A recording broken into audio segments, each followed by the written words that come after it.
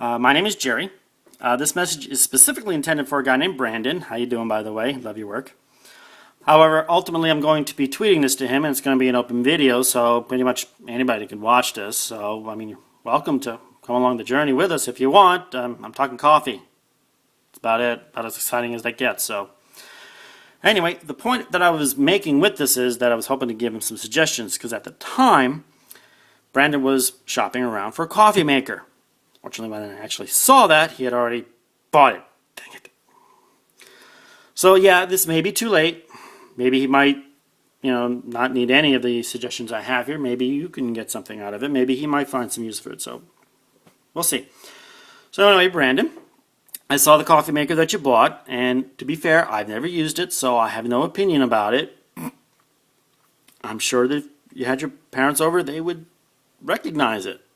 Okay, sorry, no more snark. I just wanted to describe how I make coffee. And other people may have their favorite methods of making it. I don't know, we'll see. But just want to show you how I make it. It's what's called the drip method. Real easy. And that's also why I have the mirror here, so you can pan up and down. Ooh, fancy. Alright, real easy. Take the coffee mug. Put on this, which, to be fair, I have no idea what it's called. I think it's a decanter. Honestly, don't know. Put your filter in, you put your coffee grounds in, you put your water in. It's about as simple as it gets. Of course, that would mean the end of the video. However, there are a few things I wanted to discuss about it. Let's start with the coffee. I get the whole bean kind. Reason being is I bring it home, I grind it here. That way I can control the actual size of the grind as well as retaining all the essential flavors. Rather not have that stale feel, you know what I'm saying? But yeah, you can grind it at the store, or you can buy the pre-ground one. I guess it's still fine. But I find that, that's what you want to do. Alright, so this one here, this is like the medium range price. I mean, it can go all up to like 90 bucks, I think I saw on Amazon. And yeah, I don't know what the added features does. I don't know, maybe it sings a happy tune while it does it. And you can go all the way down to a cheap size. It's roughly about that size. What you do is you put in 2 scoops of the beans per person, per size, or whatever coffee you're making. For this size, you put it in, hit the top, it grinds. This one here, honestly, couldn't tell you how many people I can make for that. And here you can choose and select what size grind you want. Right now we have it set for medium. You can go to fine, which is usually for espresso. But if you want to spend a few $100 for espresso machine, that's up to you. And then you have coarse ground. Yeah, I don't know what that's for. I'm sure there are people who do know what that is for. I am not one of them. I guess you put it on your sidewalk to keep it from icing. I don't know. Don't do that. I'm kidding. But yeah, I don't know what that is. But basically, it's you put it in, you push the button, and then you get your little coffee container right here, and then you put it in the filter, which leads me over here. We buy the unbleached kind. I mean, this is like, 50 for $3, $5, whatever. Reason why we get the unbleached ones are because we want to make certain that you don't have any unwanted flavors in there that the bleaching process might have. But still, it's very minute. You can probably still get away with the bleached kind if you want. Next, we want to get on to is the type of additives you want to have. Of course, you have the coffee creamers, you have the milk cream half and half, you got the flavored stuff, you can put that in there, or you can have it black. Then you have the sugars. We got sugar in the raw, we got regular sugar, we even have, hey, look at that, we got sugar cubes. And we have honey if you want to use honey. And what we have is we call stevia. You get this from the stevia plant, and what that does is it actually tricks the tongue and hits the receptors that says, sweet. So there's no sugar in this. There's no calories. You put that in there, and you actually have these flavored. This one here specifically is vanilla bean, vanilla cream. We also have cinnamon in the fridge. But yeah, you have almost a dozen flavors. You can get whatever you want. I tried it. To me, it kind of tastes artificial, like Sweet and Low, but still, it's not that bad. So then we're gonna come over here, and this I think it's called a decanter. And what you do is on Amazon it has it like this one here is porcelain, and it costs like about $10. You can get the plastic one for $2. However, my wife says that this holds on to the heat better, And also you don't want to have the possibility that the plastic would add any flavors. Like you don't want to have a water bottle in the car when it gets like in the hot sun, that type of thing. But you know, $2 one versus 10, maximum 15, I think, whatever. Next we have the water. You want to try and have as clean water supply as you can. We have the reverse osmosis here. You can use a Brita filter, I would suggest, if you don't have that. But yeah, if you trust your municipal water and you want to use that, I guess you can use that. We put in here, we have a hot water kettle here. This one specifically, we have, it could determine what temperature of the water you want. That's useful for teas, and my wife likes tea, so we do that. But yeah, you can get this one I think is like $30. You can get the one for like 10, 15 bucks that you just push a button, it gets hot. And of course you can heat your water any old way that you want. This is just what we use. Alright, so we got this additives in here, we got this on here, we got the coffee grounds, and then we're about to put in the water. Not yet. We add in, or I add in, and this is going to be weird, I know, but trust me on this. We add in a slight pinch of kosher salt. Now, why do I do that? Well, let me explain. Many years ago, when I was in the dating scene, yeah, I know I dated, isn't it amazing? I'm actually married, isn't it amazing? I decided that I was going to teach myself how to cook. And I would watch shows on the Food Network channel, you know, Rachel Ray's 30-Minute Meals, Semi-Home Cooking with Sandra Lee, The Barefoot Contessa, all those kind of shows. And I would try and pick up how they do stuff and maybe try. Reason being was I was trying to get away from the McBurger. That's only like 20%. The rest is I wanted to try and get, you know, a marketable skill that when I finally found somebody, it'd be like, hey, I can cook. And guys, let me tell you, there's nothing sexier than being able to make your honey's favorite meal. Trust me on this. You ask any woman, they'll tell you, hey, you like that? Let me cook that for you.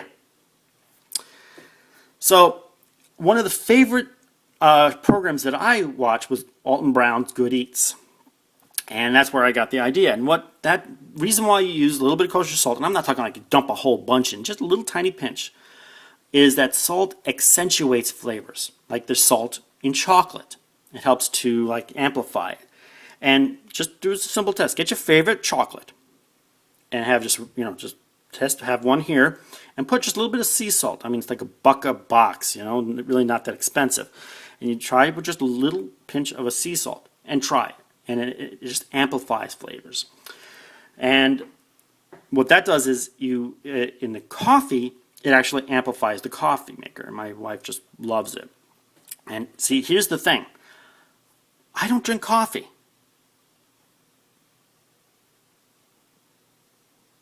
No, wait, come back. I'm serious.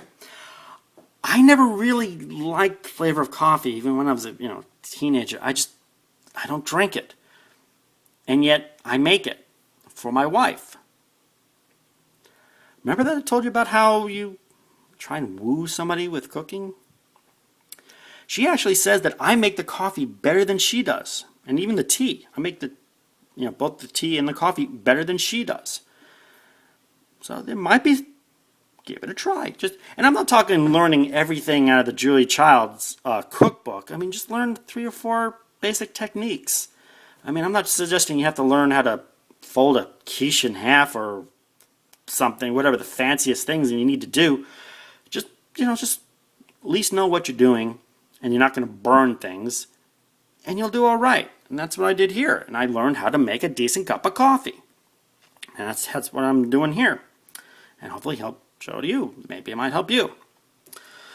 So, put a little bit of, just a little pinch. Then you pour in the water, and then you make certain also you'll watch it, because if it overflows, your wife will remind you often to watch it. Trust me on that. She will. Now the thing is, where do you buy your coffee? Well, you can shop around. We have one place actually down the road where they actually roast the beans in store. They have one of those, like you have a dryer vent piping that goes out the door. And yet some days it smells really nice, and other days it smells like they're roasting a cat. And of course it's very, very expensive. This one here specifically, this is the Safeway Select. Safeway Select. Safeway is the main one of the main branch of what's the word I'm looking for? Basically, you have like Pathmark, Safeway, King Cullen, Piggly Wiggly, Publix, those kinds of major shopping supermarkets. And that's where we got this from. I mean, it was getting close to Thanksgiving. It was like the day before, and we're doing our last minute shopping. And hence the reason why that this is almost empty. And we're like, well, we're going to be eating this. We need to, and we're going to be probably making coffee for the family. Let's just grab the cheapo stuff. And to be honest with you, my wife says that this is the best stuff she's had. And when I served this at Thanksgiving, everyone was like, oh, I love the coffee. Now, mind you, at the time, I didn't use the salt. You had a couple of my in-laws have sodium issues, and they can't have salt. But the point is, you shop around. Try the cheap stuff. Try the medium cost stuff. Try the expensive stuff. Try something, find something you like. And if you want to try the hazelnut or the mocha or all these others, try them.